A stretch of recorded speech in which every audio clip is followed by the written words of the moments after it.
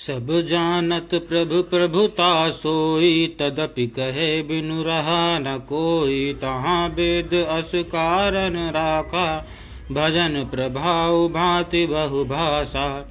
अर्थात यद्यपि प्रभु श्री रामचंद्र जी की प्रभुता को सब ऐसी अकथनीय ही जानते हैं, तथापि कहे बिना कोई नहीं रहा। इसमें वेद ने ऐसा कारण बताया कि भजन का प्रभाव बहुत तरह से कहा गया है। अर्थात भगवान की महिमा का पूरा वर्णन तो कोई कर नहीं सकता, परंतु जिससे जितना बन पाया उतना भगवान का गुणगान करना चाहिए, क्योंकि भगवान के गुणगान रूपी भजन का प्रभाव बहुत ही अनोखा है। उसका नाना प्रकार से शास्त्रों में वर्णन है। थोड़ा सा भी भगवान का भजन मनुष्यों को सहज ही भवसागर से तार देता है। एक अनीह अरूप अनामा, अज सच्चिदानंद परधामा। व्यापक विश्वरूप भगवाना, तेहि धरि देह चरित कृत नाना।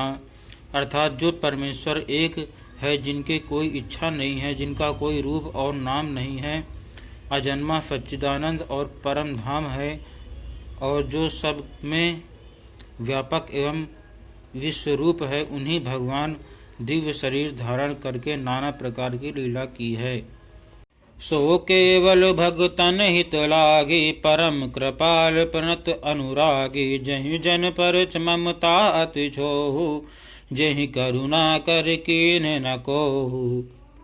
अर्थात वह लीला केवल भक्तों के हित के लिए ही है, क्योंकि भगवान परम कृपालु हैं और शरणागत बड़े प्रेमी हैं, जिनकी भक्तों पर बड़ी ममता कृपा है। जिन्होंने एक बार जिस पर कृपा कर दी, उस पर फिर कभी क्रोध नहीं करते।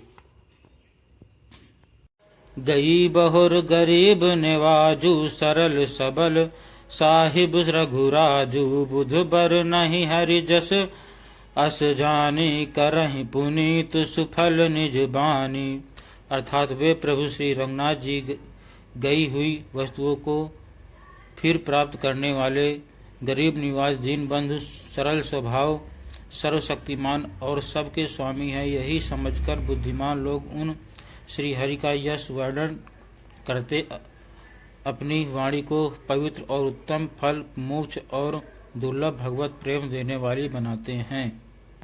तेहि बल मैं रघुपति गुण गाथा, कहे हूँ नाई राम पद माथा। मुनि प्रथम हरि कीरत गाई, तेहि मग चलत सुगम मोहि भाई। अर्थात उसी बल से महिमा का यथार्थ वर्णन नहीं, परंतु भगवान फल देने वाला भजन समझकर भगवत कृपा के बल पर ही मैं श्री रामचंद्र जी के चरणों में सिर नवाकर श्री रंगनाथ जी के गुणों की कथा कहूँगा। इसी विचार से वाल्मीकि, व्यास आदि मुनियों ने पहले हरि की कीर्ति गाई है। भाई, उसी मार्ग पर चलना मेरे लिए सुगम होगा।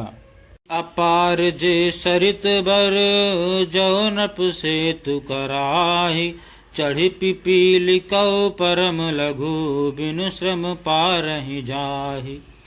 अर्थात जो अत्यंत बड़ी श्रेष्ठ नदियां हैं, यदि राजा उन पर पुल बंधा देता है तो अत्यंत छोटी चींटियां भी उन पर चढ़कर बिना ही परिश्रम के पार चली जाती हैं। इसी प्रकार मुनियों के वर्णन के सहारे मैं भी श्री रामचरित्र का वर्णन सहज ही कर सकूंगा। यही प्रकार बल मनहि दिखाई, करी हूँ रघुपति कथा सुहाई। व्यास आदि कवि पुंगव नाना, जिन सादर हरि सुजस बखाना।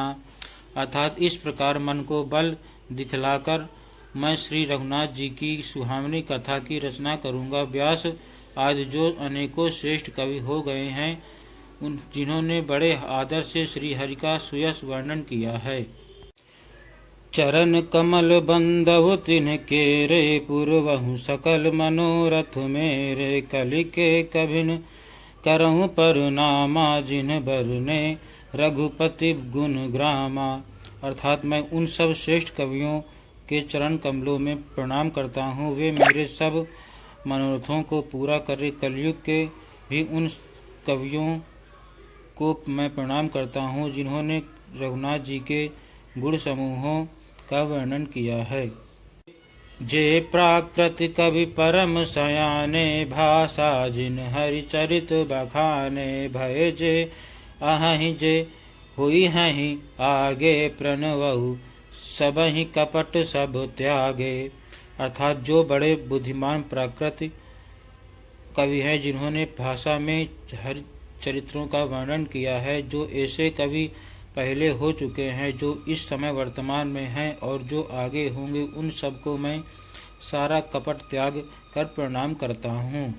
हो प्रसन्न देहु बरदानु, साधु समाज भनित सन्मानु, जो प्रबंध बुध नहीं अधराही, सो श्रम बादि बाल कभी करहीं। अर्थात आप सब प्रसन्न होकर यह वरदान दीजिए कि साधु समाज में मेरी कविता का सम्मान हो, क्योंकि बुद्धिमान लोग जिस कविता का आदर नहीं करते, मूर्ख कवि ही उसकी रचना का व्यर्थ परिश्रम करते हैं। कीरत भनिति भूत भली सोई, सुर सरि सम सब कहाँ हित होई, राम सुकीरति भनित भदेसा, अस मंजस अस मोहि अंधेसा। अर्थात कीर्त कविता और संपत्ति वही उत्तम है जो गंगा जी की तरह सबका हित करने वाली हो। श्री रामचंद्र जी की कीर्ति तो बड़ी सुंदर, सबका अनंत कल्याण करने वाली ही है, परंतु मेरी कविता भद्दी है, यह असामंजस्य है, अर्थात इन दोनों का मेल नहीं मिलता, इसी की मुझे चिंता है।